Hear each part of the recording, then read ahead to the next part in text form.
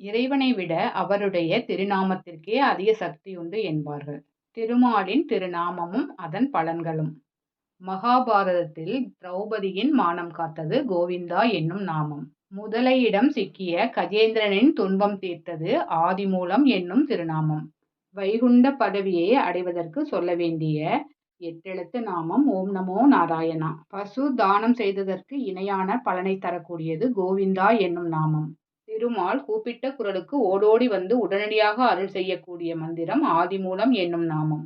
மாதவன் ஸ்ரீதரன் என்ற நாமத்திற்கு நாராயணனின் அருளை மட்டுமல்லாமல் அவனின் மார்பில் நிரந்தரமாக வாசம் செய்யும் லட்சுமி தேவியின் அருளையும் சேர்த்து பெற முடியும். இப்படி நாராயணனின் திருநாமங்களின் மகிமையையும் அவை தரும் பலன்களையும் சொல்லிக்கொண்டே போகலாம்.